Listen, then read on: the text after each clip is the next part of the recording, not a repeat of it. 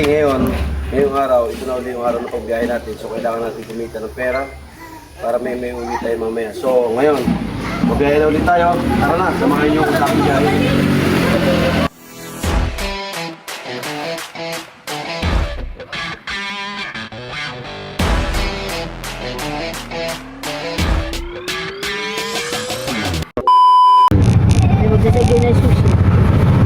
What's up, madlang people, mga kinse.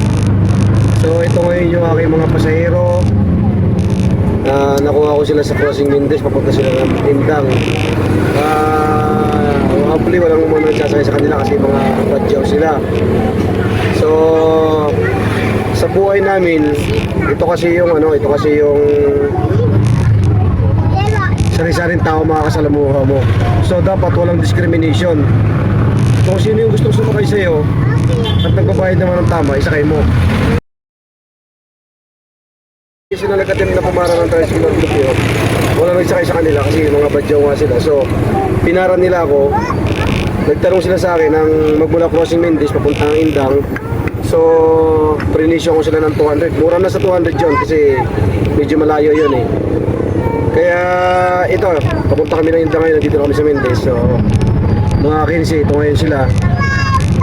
Kumaway nga muna kayo sa camera. Kaway, say hi. Ayan, nahihiya sila. So tinanong ko sila kung saan sila galing. From Basilan pa pala sila. So nakakatakot na doon kaya lumuha sila ng Luzon.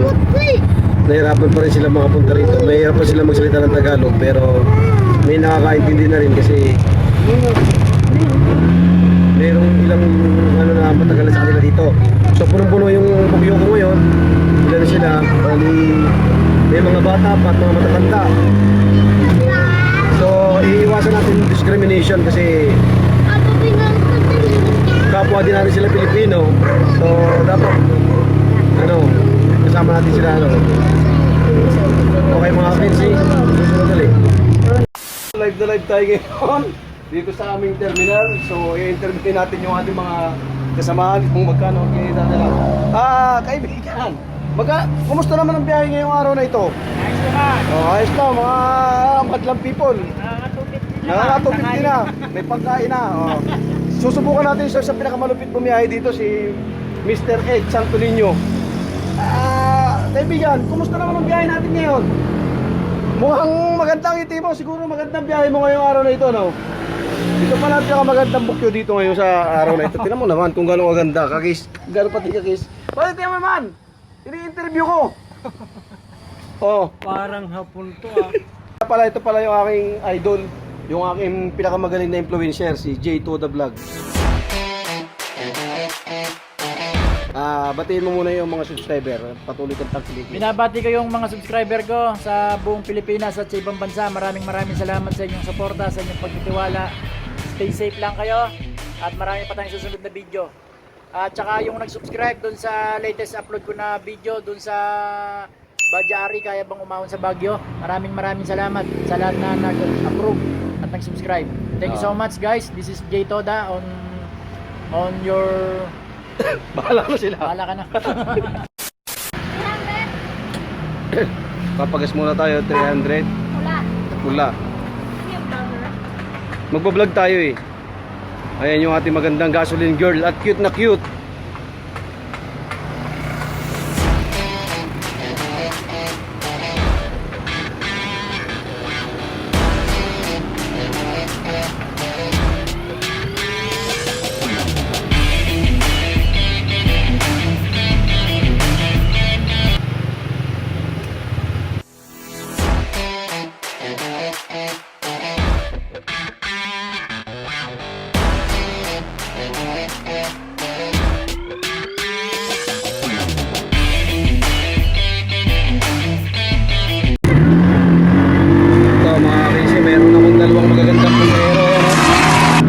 Nagagandang pasahero yan. So ito ang aking mga pasahero ngayon,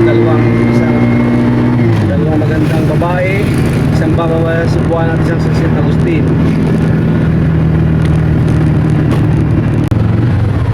Hello guys, ito yung routine at araw-araw na ginagawa ng mga tricycle driver sa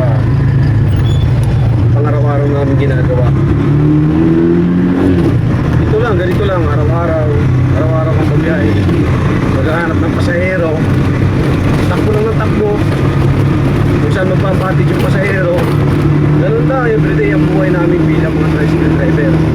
Pero, malaking tulong kami sa komunidad ng isang bayan kasi unang-una nga, kami ang number 1 sakayan ng mga tao. Yung mga pupunta ng palengke, mga pupunta ng school, mga pupunta.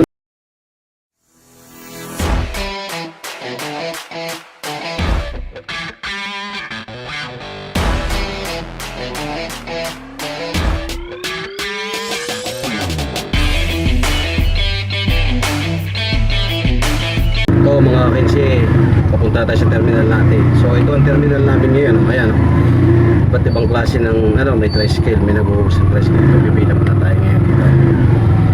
Tingnan natin kung makakabay naman tayo.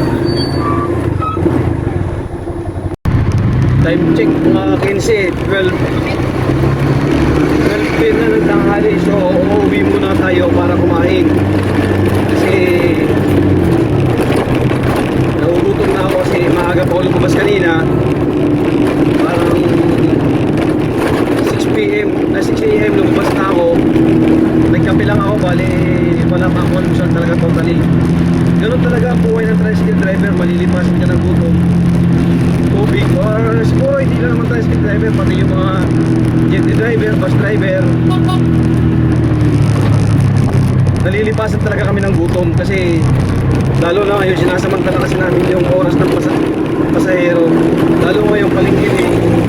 So kailangan namin samantalahin yun dahil maraming pasahero hanggang sa naaaliw ka na kasi dire-diretso yung biyahe mo, hindi mo napapansin na tanghali na pala, nalilibang ka kasi dahil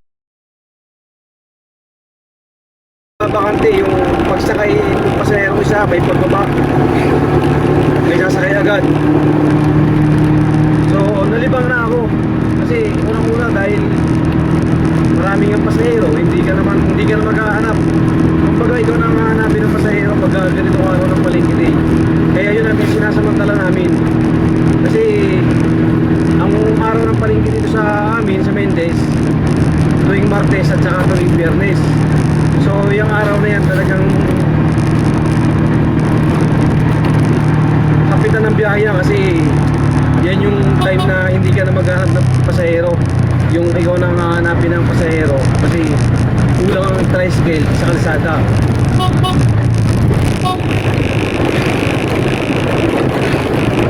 Ayan mga kakinse, ako'y nagatid na ng pasahero sa Crossing Mendez, dalawa yun, so 40 pesos yun. Ngayon ako yung uwi muna para kumain. Tapos siguro labas ko ulit mamaya mga 1 o'clock na, magpapahinga lang ako ng 1 oras kasi may mga obligasyon pa tayo sa buhay. Isa pa maaga pa naman wala rin naman gagawin sa bahay. Kaya pagkakain, pahinga ng konti, uuwi na yun, mga 5 siguro, mga 5 bago uuwi na ulit. Siyempre mamayang hapon, mga 3, bibila ko naman ng merienda yung aking maglihina sa bahay kasi kailangan nilang magmerienda dahil mga bata pa yan, mahina sa gutom, hindi katulad natin na medyo may edad na, medyo matatag na sa gutom kasi ito, akinse, merong kasakay, dalawa mga akinse. So andito pa rin tayo sa kalsada ngayon kahit malakas ang ulan, kailangan pa rin natin bumiyahe kasi kailangan natin pagsilbihan yung mga tao na kailangan tayo sa kalsada kasi kahit naman malakas ang ulan, maraming lumalabas ng mga tao. So kailangan din natin bumiyahe kasi pag naman tayo nag-stay sa bahay, wala rin tayong income. So kahit na ulan, mabiyahe tayo kasi kahit pa paano para may uwi tayong panggastos para sa ating pamilya.